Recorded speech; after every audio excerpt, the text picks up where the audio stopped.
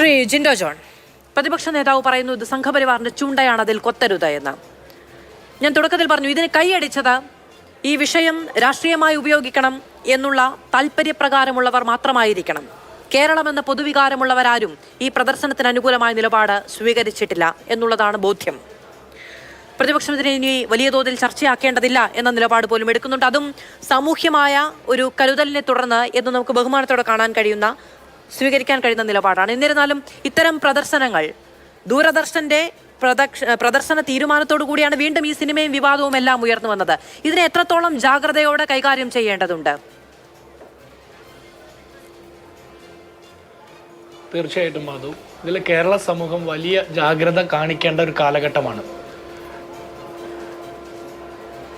കാരണം ഈ സംഘപരിവാറിന്റെ വെറുപ്പ് വിതയ്ക്കുന്ന ഇത്തരം അജണ്ടകൾ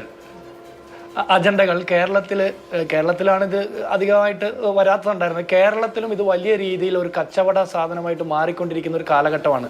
നമ്മൾ ഇതിനെ വളരെ ജാഗ്രതയോടെ കണ്ടില്ലെങ്കിൽ നാളെ എൻ്റെ ഇടവകയിലെ പള്ളി പെരുന്നാളിന് ചന്ദന കുറിയിട്ടവനോ നിസ്കാര തഴമ്പിട്ടവനോ പള്ളി പെരുന്നാളിന് അങ്കണത്തിൽ കയറാൻ പറ്റാതെ വരും. നാളെ ഉത്സവം നടക്കുമ്പോൾ ആ പരിസരത്ത് ഒരു ക്രൈസ്തവനായിട്ട് എനിക്ക് പ്രവേശനം കിട്ടാതെ വരും. അങ്ങനെ ഈ നമ്മുടെ സമൂഹത്തിലെ സെക്യുലർ ഫാബ്രിക് തകർക്കുന്ന കൃത്യമായിട്ടുള്ള അജണ്ടയാണ് സംഘപരിവാർ ഈ സിനിമയിലൂടെ വെച്ചിരിക്കുന്നത്. രണ്ട് രീതിയിൽ ഇത് എതിർക്കപ്പെടേണ്ട. ഒന്ന്, ഇത് തികച്ചും അവാസ്തവവും കള്ളവുമായിട്ടുള്ള ഫാക്ട്സ് വെച്ചിട്ട്, ഫാക്ട്സ് എന്ന് പറയാൻ പറ്റില്ല, കള്ളം പറയുന്ന ഒരു സിനിമയാണ്. ഇതിൽ നിന്ന് എന്ത് പഠിപ്പിക്കാനാണ് ഇത് പ്രദർശിപ്പിച്ചതെന്ന് എനിക്ക് മനസ്സിലാകുന്നില്ല.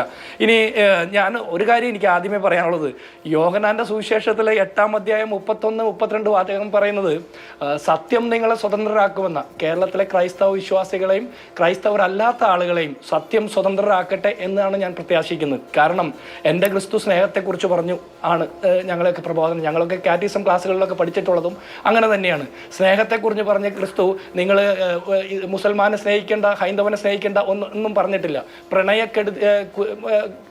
പ്രണയക്കുരുക്കിനെ കുറിച്ചിട്ട് ക്ലാസ് എടുക്കാനാണ് ഇത് പഠിപ്പിക്കുന്നതെങ്കിൽ പ്രണയമല്ലാതെയും വിവാഹങ്ങൾ നടക്കുന്നുണ്ട്. അത് എത്രത്തോളം സക്സസ്ഫുൾ ആണ് എന്നുള്ളതും പരിശോധിക്കണം. ഇവിടെ ആളുകൾ പ്രണയിക്കുന്നതിനോ സ്നേഹിക്കുന്നതിനോ ഒക്കെ അതിർവരമ്പ് കൽപ്പിക്കുന്നത് മതത്തിൻ്റെ പേരിലാക്കപ്പെടുന്നത് എന്ന് പറഞ്ഞാൽ തന്നെ അത് സംഘപരിവാർ അജണ്ടയാണ്. ആളുകളുടെ സ്വാതന്ത്ര്യത്തെ അല്ലെങ്കിൽ മൗലിക അവകാശങ്ങളെ, പൗരാവകാശങ്ങളെ സംരക്ഷിക്കുന്നതിന് വേണ്ടിയാണെന്ന് പറയുമ്പോൾ തന്നെ അത് മറ്റൊരാൾക്കും സങ്കടമില്ലാത്ത രീതിയിൽ കൂടി ചെയ്യണമെന്നുള്ളൊരു പൊതുബോധം നമ്മുടെ ആളുകൾക്കിടയിൽ വരണം. ഇതൊരു വലിയ ചർച്ചയാക്കപ്പെടരുതെന്ന് പ്രതിപക്ഷ നേതാവ് അടക്കം അല്ലെങ്കിൽ കേരളത്തിലെ മറ്റ് രാഷ്ട്രീയ നേതാക്കന്മാരൊക്കെ പറയുന്നതിൻ്റെ ഒരു പ്രധാന കാരണം, ഈ തെരഞ്ഞെടുപ്പ് കാലത്ത് നമ്മൾ എന്താണ് ചർച്ച ചെയ്യുന്നത്? 11 മാസം മുമ്പ് റിലീസ് ചെയ്ത കേരളവും ഇന്ത്യയും വേണ്ടത്ര ഒരു രീതിയിലും സ്വീകരിക്കാതെ പോയ ഒരു സിനിമ. ആ സിനിമ ഈ 11 മാസങ്ങൾക്കിപ്പുറം ഈ പൊതു തെരഞ്ഞെടുപ്പ് കാലഘട്ടത്തിൽ ചർച്ച ചെയ്യപ്പെടാനുള്ള സാഹചര്യം സൃഷ്ടിച്ച ആളുകൾ അതിൻ്റെ ലക്ഷ്യം കൂടി ഒന്ന് വ്യക്തമാക്കേണ്ടതുണ്ട്. എന്തിനു വേണ്ടി പ്രദർശിപ്പിച്ചു എന്നുള്ളതിനേക്കാൾ അപ്പുറം അതിൻ്റെ റിസൾട്ട് എന്താണ്? ഇന്ന് നമ്മൾ ഈ ചർച്ച ചെയ്യുമ്പോൾ പോലും അതിൻ്റെ റിസൾട്ട് എന്താണെന്ന് കൂടി പറയണ്ടേ? മണിപ്പൂരിലെ മനുഷ്യർ പലായനം ചെയ്യപ്പെടുന്നു, കൊല ചെയ്യപ്പെടുന്നു, പീഡിപ്പിക്കപ്പെടുന്നു. അത് നമുക്ക് ചർച്ച ചെയ്യണ്ടേ? ഈ 2024 പിറന്നതിന് ശേഷം 161 ആസൂത്രിത അക്രമങ്ങൾ ക്രൈസ്തവർക്കും ക്രൈസ്തവ സ്ഥാപനങ്ങൾക്കും ക്രൈസ്തവ പള്ളികൾക്കും എതിരെ നടന്നിട്ടുണ്ട് സംഘപരിവാറിന്റെ ഭാഗത്തു നിന്ന്. അതിനെക്കുറിച്ച് ചർച്ച ചെയ്യേണ്ടേ? ഈ ഇന്ത്യയുടെ ചരിത്രം പരിശോധിച്ചാൽ ആസൂത്രിതമായിട്ട് ക്രൈസ്തവ സമൂഹത്തെ ആക്രമിച്ചിട്ടുള്ളത്, വേട്ടയാടിയിട്ടുള്ളത് അത് മുഴുവൻ സംഘപരിവാർ ഭീകര സംഘടനകളാണ്. അവരുടെ സംഘടനകൾ മാത്രമാണ്. ഏതെങ്കിലും ഒരു മുസൽമാന്മാരുടെ ഇസ്ലാമിക സംഘടനകളോ മറ്റേതെങ്കിലും ഒരു സംഘടന ഈ സ്വതന്ത്ര ഇന്ത്യയിലോ അതിനു മുമ്പോ ക്രൈസ്തവരെ ആസൂത്രിതമായിട്ട് പ്ലാൻ ചെയ്ത് ആക്രമിച്ച ഒരു സംഭവമില്ല.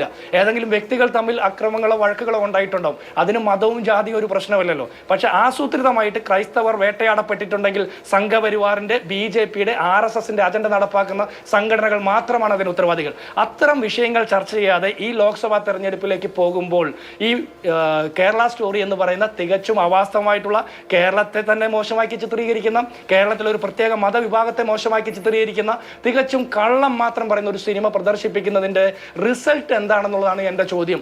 അതിൻ്റെ ലക്ഷ്യങ്ങൾ എന്തുവാകട്ടെ, കുട്ടികളെ ബോധവൽക്കരിക്കാനോ എന്ന് മറ്റു പല കാര്യങ്ങളുണ്ട്, അതെന്തു ആയിക്കോട്ടെ. പക്ഷേ ലക്ഷ്യം ആണോ നടപ്പാക്കിയത്? അല്ലല്ലോ. അതിൻ്റെ റിസൾട്ട് എന്താ? ഇന്ന് 5-6 ദിവസങ്ങൾക്ക് ശേഷം നമ്മൾ ചർച്ച ചെയ്യുന്നതിന് കാരണം ഈ സംഘപരിവാർ അജണ്ടയ്ക്ക് വേണ്ടിയിട്ട്, ഭിന്നിപ്പിച്ച് വിഷം വിതയ്ക്കുന്ന അജണ്ടയ്ക്ക് വേണ്ടിയിട്ട് നമ്മുടെ ആരും നിന്നു കൊടുക്കാൻ പാടില്ല എന്നുള്ള തിരിച്ചറിവ് ഉത്തരവാദിത്തപ്പെട്ട ക്രൈസ്തവ മതമേലധ്യക്ഷന്മാർ, സഭാ നേതാക്കന്മാരുടെ ഭാഗത്തു നിന്നൊക്കെ ഉണ്ടാകേണ്ട ഒരു കാലഘട്ടമാണ്. ഒരൊറ്റ കാര്യം കൂടി സൂചിപ്പിക്കാം.